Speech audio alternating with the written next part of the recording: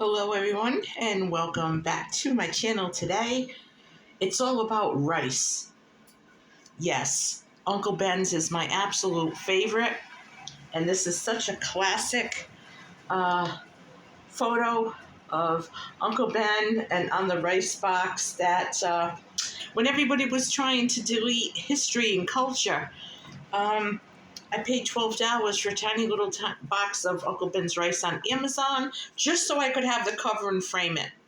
So, yes, today we're going to talk about rice, okay? I'm going to try to keep Uncle Ben right here with us. So, we all know that there's rice shortages. India and other countries are not exporting any rice because they need enough for their own people in their own country. Understandably so. There's been droughts, there's been floods, there's so many reasons why we're not getting the rice that we usually get. And we all know what the reasons are. So the bottom line is, if you don't stock up on rice and beans, you're going to be missing out. So even if you can just get a 10-pound bag once a month, do something, just get some rice in your house, some extra, okay? It can be a complete protein when you pair it up with some beans. You could throw some seasonings in there.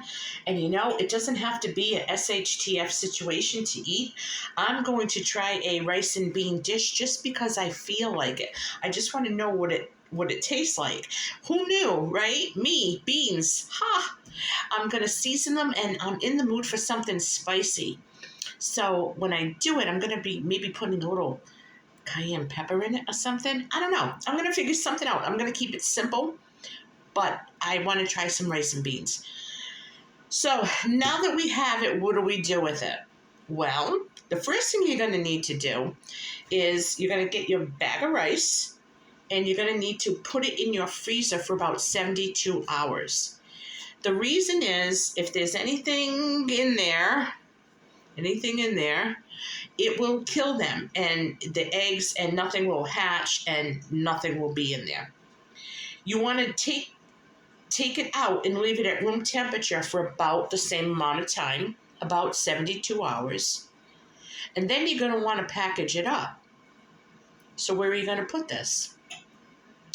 Well, if you have excellent temperature control in your house, if there are no animals or anything that can get at it, you might be able to leave it in the same package and it'll last for years and years. But I'm not taking a chance because I worked hard getting what I have. So I wanted to take very good care of it and be a very good steward of what I already have. So you could get, depending on how much rice you got, you could get one of these 2-gallon buckets from Lowe's with the airtight lid. So after your rice is at room temperature, you could dump it in one of these containers or a 5-gallon bucket, and then you could just add to it. And then you want to go on to Amazon. You're going to want to order these on Amazon before you even get your rice. It'll take a few days to come in. Okay, I think these are 500 cc. 500 oxygen absorbers. I like to use 5-gallon buckets because then there's room to add more. And I'll put 2 or 3 of these in there. And I also put a bay leaf.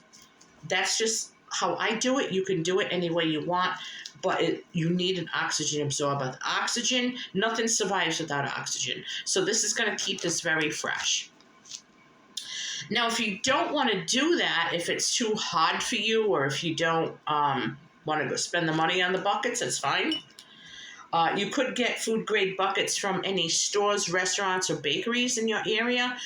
Just call them up and say, hey, are you throwing away any food-grade buckets with covers? Could I have them? And, they'll probably give them to you. You could also put them in a ball jar, okay? You also want to add a oxygen absorber, and then put your rice in, and then you're going to put your ball lid on. Look at a used one you want to use for canning. You could even get the ones from the Dollar Tree because this is only for storing dry goods, so those are fine. And then you're going to put your ring on it. You can store these. You can do several of these. Okay, let's see. Our other option is a jar. Now, this was my banana peppers. I washed it. I love washing these glass jars because I soak it a little bit in a little bit of Dawn and baking soda, just for like a half hour or so. I fill it up, and then I wash it real well, and then they air dry, and you don't get any smell. There's no smell in this jar. Again, get the label off it. Don't be lazy like me. I usually don't because I like everything to be neat, so the label shouldn't be on here. Shame on me. Throw in the oxygen absorber, fill up the glass jar, and put a tight cover on it. Okay?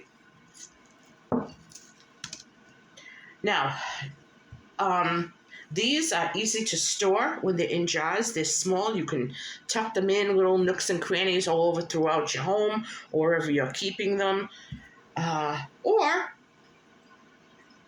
if you have the freezer space, you can keep it in a Ziploc bag and just keep this in your freezer. And I'm telling you, nothing happens to this. I'm going to get a jar and pour some in here. Now, I just took this out of my freezer. I keep this in my working freezer, so that when I want it, I just measure out what I want. Let's see if I can do this on YouTube without making a mess. No, I made a mess. But look how beautiful it is. It's not clumped together. It's not stuck. It's beautiful. So you can keep it in Ziploc bags and keep the bags in your freezer, but don't forget to freeze it for at least 72 hours. Let it get room temperature before you decide how to store it. If you're into putting big, huge bags of rice in your freezer, you could just leave them there. But that's using up some real important real estate. So there are several ways that you can store different things. I don't recommend like a Tupperware container or anything. I don't know. I don't trust it. But rice is pretty resilient, and it should be okay for a while. But glass or a bucket or a Ziploc bag in your freezer, and you're going to have a lot of rice, and it's going to last you a very long time.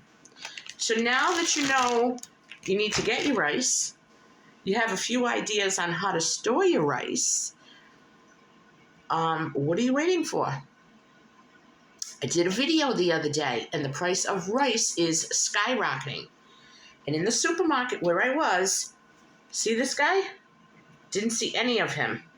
I saw some little tiny, the packets of rice, which, by the way, if you like them, I would suggest, if you want to do it, you can get those little pouches or the little boxes. They used to come in boxes. All of the same flavor, okay? Put it in a mason jar with an oxygen absorber. Cut out the little directions on how to make it. Tape it to the jar and just store them by flavor. Like if it's broccoli and cheese or pilaf flavor or beef flavor, whatever it is. And you can just store up rice that way. But there was none of this guy there, just those little pouches. I did notice that everyone was leaving the 1 pound bags of rice, and they were taking the huge bags, were like all sold out. There was basmati rice or jasmine rice, and it was $35, and I don't even think it was 20 pounds. It might have been 10 or 15. So that was a lot of money. So, you know, the writing's on the wall. We need to do this. We need to get it done. So go out and get your rice. Buy 1 pound a week if you can. You could go to the Dollar Tree and get it. Now, my bonus tip for all of this, whatever rice you buy, make sure that that brand and or flavor is all that's going into one container. You don't want to get Uncle Ben's here, Carolina rice there, and then mix them because they're not going to cook the same. I mean, you could, but it's too precious. It's a commodity now. So you want to do things to keep it separate. I mean, you wouldn't mix whole wheat flour with bleached flour, would you? So whatever brand you get, whatever flavor you get, make sure that you are storing them separately. And don't forget to put them in the freezer for 72 hours and then let them stay out until they're completely room temperature. So leave them in your kitchen or wherever you are most of the time. Let them get to room temperature and then package them up right away. So, folks, that's all I do. I'm not an expert. I'm not a nutritionist. I don't work for the FDA or anything. So I can only tell you what I do and what I've had success with. If you want to do some research, there are tons of research sources all over the internet on how to store rice. You could check them out anytime you want.